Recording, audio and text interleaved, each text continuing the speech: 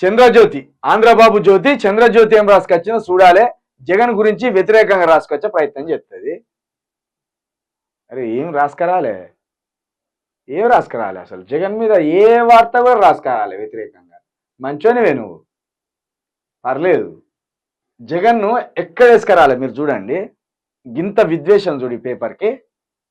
ఇప్పుడు రేవంత్ రెడ్డి వేసుకొచ్చిండు ఓటేసినట్టు, భరత్పూర్లో కిషన్ రెడ్డి వేసిండు ఓటేసుకేసినట్టు, చింతమడకలో కేసీఆర్ వేసిండు ఓటేసినట్టు, చంద్రబాబు నాయుడు ఓటేసినట్టు చంద్రబాబు నాయుడు వేసిండు. మరి జగన్మోహన్ రెడ్డి కూడా ఓటేస్తారు కదా.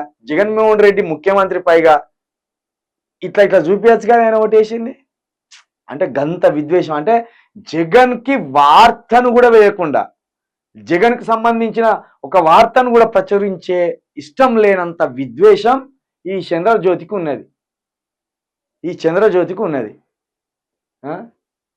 చంద్రజ్యోతి గింత విద్వేషమా? జన సునామీ. ఇప్పుడు ఈ రేపంచలు ఏం రాస్తారంటే ఈ జన సునామీ అంతా కూటమి గెలవబోవడానికి ఉపయోగపడుతుంది జన సునామీ అని రాస్తాడు.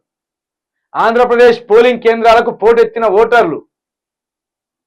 కడపడి వార్త అందే సమయానికి 81% పోలింగ్. పల్లెలు పట్టణాలనే తేడా లేదు. తొలి ఓటర్లు విద్యావంతుల్లో జోష్. దేశ విదేశాల నుంచి సొంతూళ్లకు నార్వే, మారిష్ తదితర దేశాల నుంచి రాక. సంక్రాంతి తరహాలో ఎన్నికల సందడి. ఓపిగ్గా క్యూలో నిలబడ్డ జనం.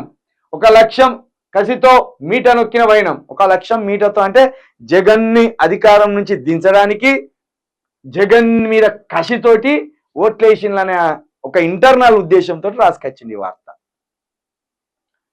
రాధాకృష్ణ ఒక శాటిలైట్ ఛానల్ అని పెట్టి, ఒక దినపత్రిక అని పెట్టి, నువ్వు పెట్టినన్ని రోజులు తెలంగాణ మీద విషం కక్కినావు, తెలంగాణ నాయకుల మీద విషం కక్కినావు, ఇదే జగన్మోహన్ రెడ్డి మీద విషం కక్కినావు.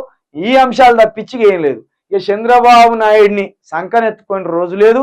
చంద్రబాబు నాయుడిని ఉత్తముడు అని చూపించడానికి చేయని ప్రయత్నం లేదు. మొన్న ఇంటర్వ్యూ చేసిండు చంద్రబాబు నాయుడు తోటి. ఎంత కామెడీ ఇంటర్వ్యూ అంటే అంత కామెడీ ఇంటర్వ్యూ చేసిండు. ఇంత విషమా? ఇంత విషం కక్కుతావా చంద్రజ్యోతి? నువ్వు ఇష్టం ఉంటుంది ఒక మనిషి మీద ఎవరికైనా, కానీ మరీ గింత ఇష్టం కాదు. మళ్ళీ పైగా నీ శాటిలైట్ ఛానల్, యూట్యూబ్ ఛానల్ కాదు నీది, శాటిలైట్ ఛానల్. సిగ్గుపోతుంది. నీ పేపర్ చదివే బదులు ఊకున్నదే ఉత్తమం.